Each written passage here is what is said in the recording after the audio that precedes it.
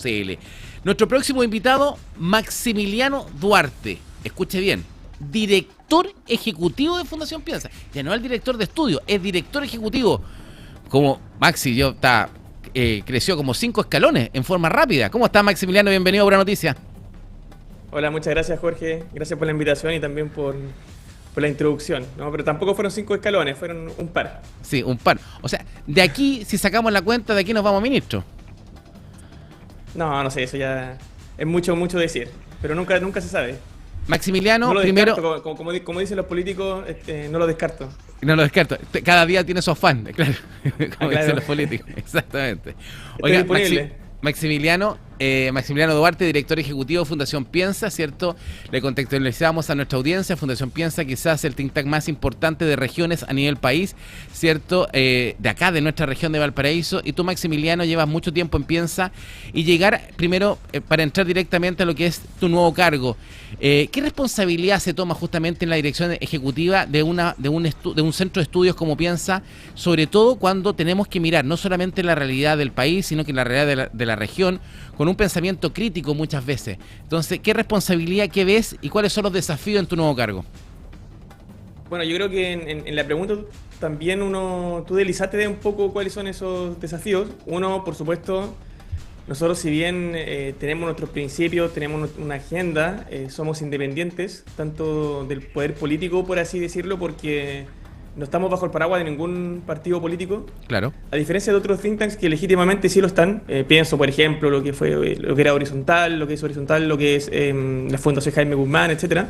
Y en segundo lugar, también tenemos una independencia que nos permite tener una voz crítica, incluso con un gobierno entrante que es más afín a nuestras ideas. Entonces, claro, cuando uno lo ve desde esa perspectiva, los desafíos yo diría que son 3.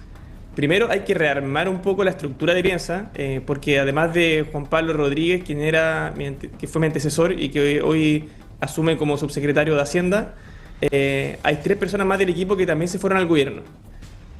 Esto está pasando en muchos otros centros de estudio. Por ejemplo, en Libertad de Desarrollo se fueron 11 de 22 investigadores. O sea, claramente hay un desafío que es más bien institucional, de reestructurar el equipo y tratar de echar a andar un periodo de transición.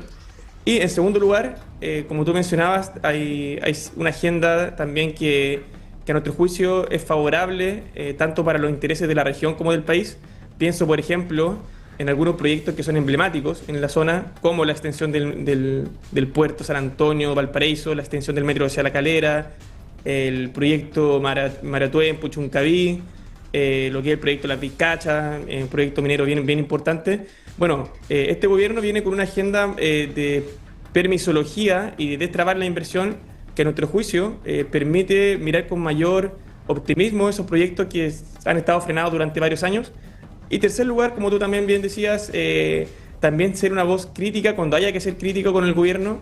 En política muchas veces ocurre que el gobierno, tanto el entrante como ya el saliente, son bastante más... escuchan más aquellas voces que asocian al mismo sector político y que levanten una señal de alerta, ¿no? Eso es del todo lógico. No creo que el presidente José Antonio Kast esté tomando en cuenta las críticas que vengan del lado quizás más intransigente de la izquierda, así como tampoco creo yo que el presidente Boric escuchaba con mayor ahínco aquellas voces que venían del mundo más de derecha. Así que en ese sentido nosotros sí vemos que tenemos la posibilidad de cumplir un rol tanto articulador, es decir, también tratar de juntar a distintos mundos, como también empujar responsablemente aquellas medidas propuestas del gobierno que a nuestro juicio benefician tanto a Chile como a la región. Bueno, el desafío, ¿cierto? Estamos con Maximiliano Duarte, director ejecutivo de Fundación Piensa, ¿cierto? Él asume este cargo tras la salida de Juan Pablo Rodríguez, que como tú muy bien explicabas, Maximiliano, asume, ¿cierto?, como subsecretario de Hacienda en este gobierno. Un gobierno afín, decías tú, de Fundación Piensa. Y aquí quizás está el mayor desafío para ti como director ejecutivo ahora, Maximiliano, de cómo mantenemos la independencia. Porque uno puede ser afín al gobierno, ¿cierto?, pero no por eso no va a ser crítico de su gestión. Y sobre todo cuando se trata de la región, ¿o no? De todas maneras, por ejemplo, yo diría que esa crítica se refleja con mayor fuerza en temas de descentralización, donde incluso uno valorando lo que fue el gobierno del expresidente Piñera, uno veía que en descentralización los avances eran más bien tibios. Yo creo que acá hay una agenda, en particular la descentralización, donde uno puede encontrar incluso aliados insospechados a priori. Por ejemplo, bien sabido también que el gobernador regional, Rodrigo Mundaca, vela, digamos, de manera bastante, a veces, emocional al tema de la descentralización. Y nosotros vemos ahí también que podría existir a veces un aliado inesperado, porque en temas de descentralización lo que se busca son mayores recursos, mayores competencias, mayor poder político del nivel regional. Y eso nosotros, digamos, lo promovemos y lo hemos promovido incluso desde el año 2014, incluso participando activamente en la redacción de 2 proyectos de ley que justamente permitieron la elección popular del gobernador regional, porque para nosotros eso va en beneficio de la región independiente de quien ejerza el poder.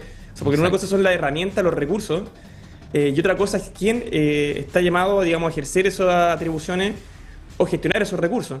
Pero si nosotros robustecemos, digamos, la capacidad de las regiones, yo creo que tanto de la derecha hacia la izquierda debiesen estar todos de acuerdo en que debiésemos velar por eso, independiente de quién gobierne, ¿no? O sea, ya va a llegar el momento que sea alguien de derecha, llegará el momento que sea alguien de izquierda, pero digamos en abstracto, la idea de tener mayores atribuciones y mayores recursos debiese ser una idea que encante a todo el espectro político. Ahora, entrando de lleno, ¿cierto?, a lo que ha pasado en estos primeros días, ¿cierto?, y también primeros meses, porque hablamos de descentralización, hablamos de la importancia de las regiones, hablamos, ¿cierto?, de la importancia de lo que para un gobierno tiene que ser mirar la región. ¿Cómo encuentras tú que es cierto que después de 75 días, casi 80 días que tuvo este gobierno para prepararse para asumir, no tenga claridad en el nombramiento de Seremi? Y claramente este nombramiento de Seremi, que son la primera línea política de las regiones, ¿cierto?, no solamente no ha estado nombrado, sino que queda develado que no se están eligiendo a los mejores, sino que no se han nombrado porque son los propios parlamentarios, los políticos, los que no se ponen de acuerdo en los nombres. O sea, aquí hay cuoteo, no están los mejores. ¿Cómo se mira de eso? ¿Cómo lo ves? A ver, yo creo que una cosa, como tú bien dices, es el cuoteo político, pero otra cosa es a priori pensar que porque exista ese cuoteo no van a haber personas capaces. O sea, yo pienso, y quizás peco de ingenuo, pero que los partidos políticos debiesen tener la suficiente capacidad de convocatoria para atraer talentos, independiente de qué partido político sea. Entonces, cuando hay una disputa más bien política de cuoteo, como se llama, también para tratar de compensar un poco los gabinetes, creo yo que debe haber gente lo suficientemente capaz en todos los partidos políticos. Entonces, que no ocurra eso, creo yo que más bien una deficiencia del gobierno habla muy mal de los partidos políticos en sí, ¿no? Que no sean capaces de formar liderazgos potentes. Pero como bien tú dices, también hay un tema con seguridad que también lo matizaría en alguna dimensión. Por ejemplo, sonaba bastante en su momento Alberto Soto, quien fue también el candidato al Senado en las últimas elecciones, que también tiene una historia en las Fuerzas Armadas y que él, si bien no fue designado como Seremi de Seguridad en la región, el gobierno le encomendó incluso una tarea más urgente, que es ser el encargado de la macrozona norte, ¿no? Encargado, la figura del encargado, ¿no? Encargado de articular toda la institucionalidad encargada de controlar la inmigración y enfrentar la delincuencia y particularmente el crimen organizado. O sea, también hay ciertos liderazgos que uno podría intuir que iban a cumplir un rol protagónico en la región, que también han sido convocados para una tarea incluso más urgente. Pero sí estoy de acuerdo que el tema de seguridad, creo yo, no solamente en la región, sino incluso a nivel nacional, hubo ciertas expectativas de tener un nombramiento más temprano, pero cuando uno ve el nombramiento de Trinidad Steiner, por ejemplo, no era la primera carta tampoco. No. La primera carta, y esto era reconocido incluso dentro de su momento la OPE, era Rodolfo Carter. Lo que implicaba también que renunciara a su escaño para asumir una tarea de seguridad. Creo yo que más que improvisación acá, han habido personas que no han estado disponibles a asumir esa tarea, y creo yo que también es una tarea, la del Seremi de Seguridad en particular, es muy compleja ese perfil porque también hay una disputa en alguna medida de poder entre el Seremi de Seguridad y el delegado presidencial regional. Entonces creo yo también que tiene que ser una figura con el cual el delegado presidencial regional se sienta bastante cómodo, porque no cabe ninguna duda de que a nivel de, al menos de protagonismo, de foco, van a ser las dos figuras que van a tener mayor prominencia en la opinión pública y van a estar todos los focos encima de ellos. Así que espero yo que esto se resuelva lo más pronto posible.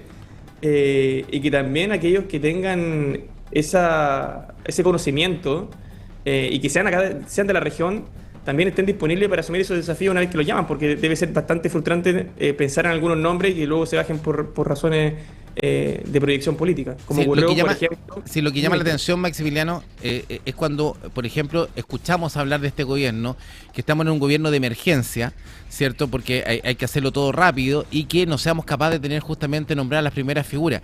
Y lo que me llama más la atención, sobre todo en nuestra región de Valparaíso, es cómo los parlamentarios se pelean por los cargos. Sí, impresionante. Por ejemplo, en el caso de Quillota, ¿cierto? Ahí hay un diputado, el diputado Pardo, ¿cierto? Que prácticamente como que dicen, este cupo es mío. O sea, por ejemplo, la seremía de gobierno es de Luis Pardo. O sea, él poco menos designa justamente quién es. No, que la seremía de acá es de Barquesi, que la seremía de acá es de Lonton. Entonces uno dice, a ver, ¿las seremías de quién son? ¿Quién lo eligen? Lo eligen los ministros, lo eligen los políticos. Por ejemplo, todavía en el tema regionalista, en Quillota, la delegada presidencial de Quillota es Pilar Cueva, cuya trayectoria es notable, pero ¿qué relación tiene con Quillota si era intendente de Aysén? Entonces, eso es cuando uno dice, desde la mirada afuera, ¿cómo se debiesen elegir, cierto, las autoridades locales? ¿Se debiesen elegir por las competencias o tiene que haber un cuoteo político de todas maneras? ¿O no necesariamente debiésemos pasar por ese cuoteo político, Maximiliano? Sí, mira, yo creo que las competencias, sin duda, independiente, como te dije antes, independiente de cuál sea el partido que tenga asignado ese cupo, que también, ¿para qué vamos a pecar de ingenuo, Jorge? Si esto ha pasado desde... Es que no sea transparente. Desde siempre. Sí, lo que pasa es que una cosa no es pecar de ingenuo, es que no se transparenta, porque distinto es decir, ¿saben qué? No hemos nombrado a los Seremi porque la UDI con Renovación Nacional y la Camila Flores con Luis Pardo no se han puesto de acuerdo.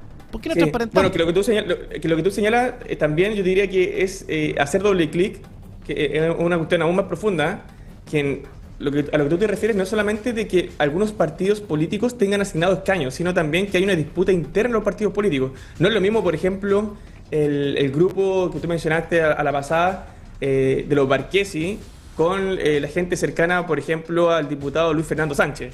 Entonces también hay lotes internos. Entonces, claro, esta disputa de cupos ya no solamente se dan a nivel de partidos, y esto por eso quizás para la gente le parece aún más complejo, sino también que se da dentro de las mismas facciones de un partido. Entonces hay cierto liderazgo. Tú mencionaste Luis Pardo. Bueno, a mí me parece natural que Luis Pardo tenga un peso específico, no solamente por su rol en la misma directiva de RN, sino también porque tiene una trayectoria y es diputado en la zona, pero claramente hay lotes, tanto claro, en RN, que decir, por ejemplo, de Camila Flores y Andrés Lonton. Evidentemente, exacto, son dos lotes distintos y los círculos que satélites de cada una de esas autoridades, en algunos casos, son competencias. Entonces, sí, yo diría que me parece que el primer criterio debería ser la competencia, sin duda, pero luego sí que ya es inevitable también para el gobierno tratar de cuadrar un círculo donde este es el trade-off que uno puede decir de una coalición amplia. O sea, tener una coalición amplia te da cierto soporte porque van a tener apoyo de un mayor, un amplio espectro del sector político. exacto. Por otro lado, el contra que tiene el tener una coalición tan amplia es que para cuadrar ese círculo necesitas de alguna manera ceder poder. Y ese ceder poder en el área chica implica que los ciertos partidos políticos tengan que designar cargos. Y por eso vamos a ver en la seremía que hay también ciertos cupos que van a RN, como tú mencionabas, otros que van a ir para republicanos. Y en el tema de seguridad en concreto, creo yo que lo que se está buscando es un perfil quizás más alineado con el mundo republicano que lo que uno podría llamar Chile Vamos, pero está por verse, digamos, esa distinción. Como tú decías, tienen que justamente conversar. Y lo otro, que ojalá también se nombren los delegados provinciales de seguridad. Estamos con Maximiliano Duarte, director ejecutivo Fundación Piensa. Maximiliano, vamos a la contingencia nacional y a las expectativas, porque uno cuando parte un gobierno, ¿cierto? Y se pone ansioso, uno de la tribuna de la crítica también dice, oye, pero ¿por qué no han hecho esto? ¿Por qué? Oye, pero si llevan recién una semana. ¿Cuáles son las expectativas que está creando justamente el presidente José Antonio Kast? Expectativas que también puso en su minuto cuando asumió Gabriel Boric, pero creo que eran expectativas distintas. Hoy día el foco está puesto en la seguridad, en el crecimiento. ¿Dónde crees tú que están las expectativas de las personas esperando cómo avance estos primeros semanas o estos primeros 100 días del gobierno de José Antonio Kast? Mira, por un lado, yo diría que efectivamente las expectativas son altas. Nosotros tenemos una encuesta regional que es la más importante que se hace en regiones sobre opinión pública y opinión política. Y en eso nosotros podemos observar que las expectativas sobre cómo va a estar el futuro en los próximos 3 años tiende a subir de manera significativa justamente en año electoral presidencial. Así como ocurrió el 2017, ocurrió el 2021 y ocurrió también en la encuesta de 2025. Entonces, efectivamente, hay, digamos, un soporte de opinión ciudadana que le permite al gobierno entrante tener viento de cola, dicho de manera coloquial.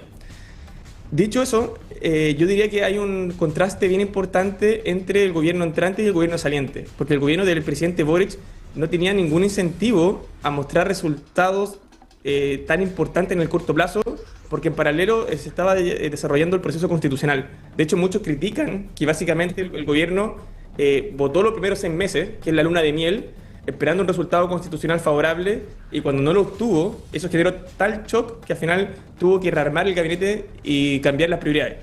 Yo diría que el gobierno de José Antonio Kast eligió el camino opuesto, que a mi juicio es más sensato, atendido justamente este vaivén en la opinión ciudadana, que los primeros 3 meses van a ser muy potentes, así que yo te diría que lo que uno puede esperar de este gobierno es medidas de shock. A mí no me cabe ninguna duda que en materia de seguridad lo que estamos viendo con el despliegue militar y la construcción ya, el inicio de la construcción de la zanja responde justamente a dar señales políticas que incluso no siendo 100% efectivas, sí son capaces de generar un cambio en la opinión subjetiva, ¿no? Entonces yo creo que este gobierno, lo que vamos a ver, algunos han hablado de los 100 primeros días, el presidente incluso habló del plan 90 días, pero no cabe ninguna duda de que en estos 90 días se va a tirar toda la carne a la parrilla, se van a avanzar en aquellas cuestiones que son más estructurales y que implican también, una vez aprobadas, ver sus efectos no en el corto plazo, sino más bien en el mediano plazo. Pienso, por ejemplo, en la reforma tributaria, pienso también, por ejemplo, en lo que van a ser las reformas laborales, entre otras. Ahora, a mí me llama la atención dos cosas. Una, puntualmente, cuando tú hablas, lo analizábamos, ¿cierto? Gabriel Boric, cuando asume, tenía un proceso electoral a cuestas a 6 meses. O sea, él asume en marzo y prácticamente 6 meses después iba a ser medido en las urnas por una decisión, ya sea que estuviese o no estuviese de acuerdo con esa constituyente. En el caso de José Antonio Kast, no tiene elecciones hasta en 31 meses más. O sea, estamos hablando que tiene bastante plazo. Eso le genera más muñeca para justamente tomar acciones más duras, quizás antipopulares inclusive, porque no tiene una elección a puertas. Sí, de todas maneras. De hecho, el presidente Boric no solamente tuvo el proceso constitucional ese mismo año, sino que tuvo elecciones todos los años de su mandato. Después tuvo la Constitución 2, claro, al año siguiente, con el plebiscito respectivo, y luego tuvo también las elecciones territoriales y finalmente tuvo la elección parlamentaria y presidencial. Entonces no tuvo ningún año sin elecciones.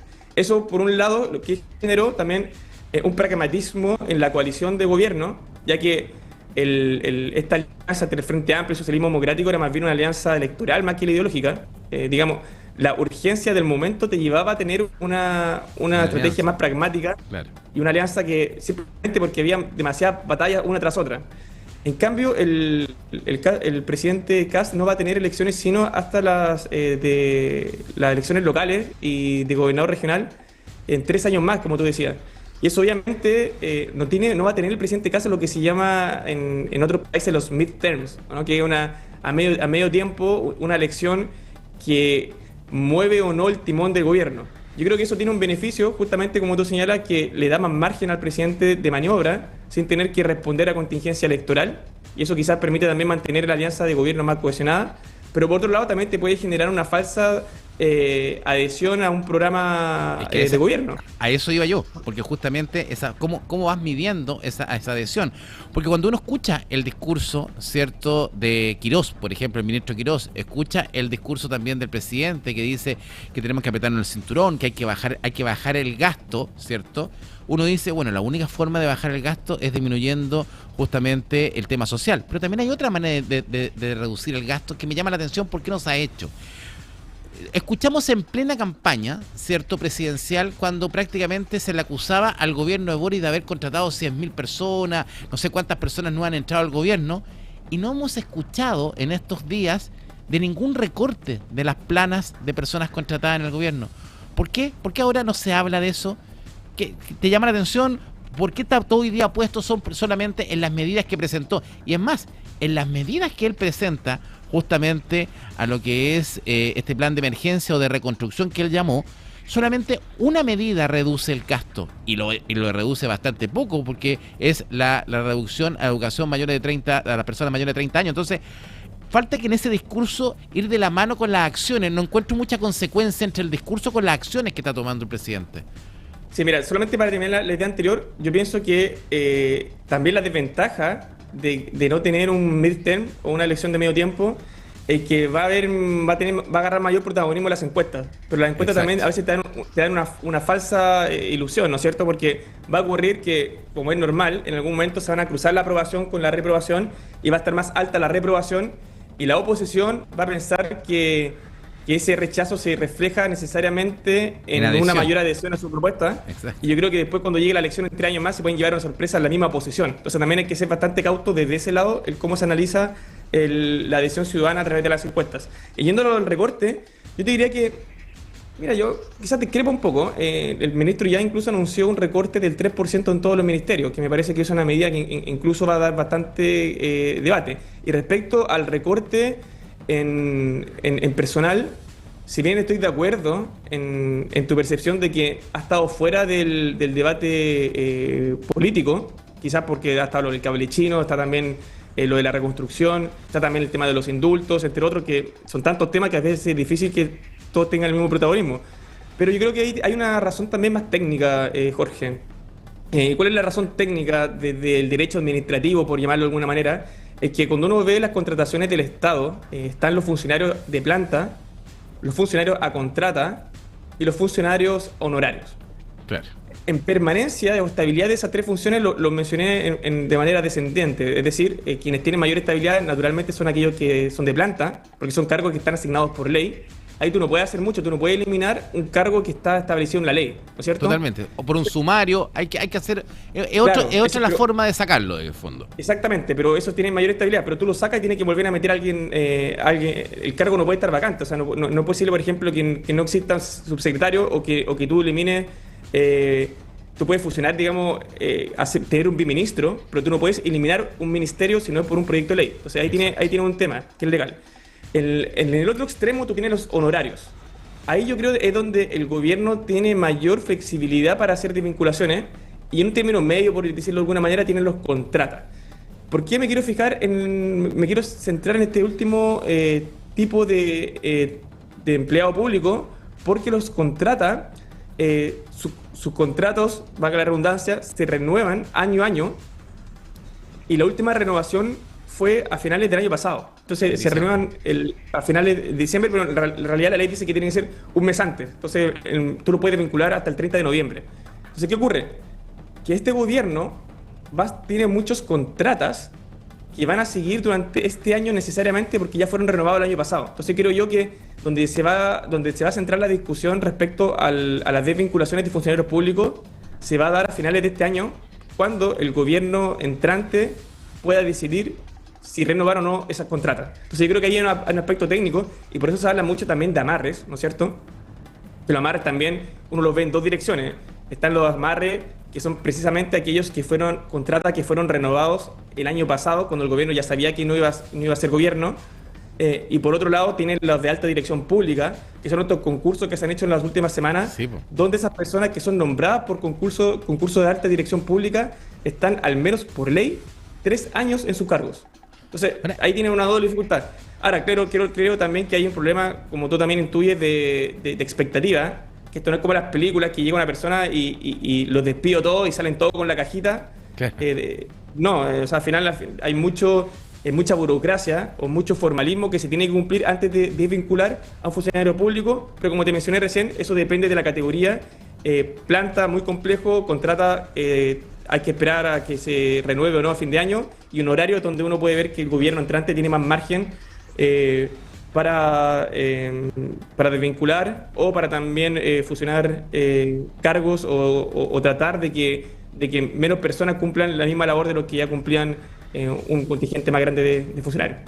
Exactamente, bueno, y eso que tampoco José Antonio Kast me da la impresión que no ha ocupado todas las balas de plata que tiene justamente en el nombramiento de ADP. Parece que le quedan algunos, ¿no?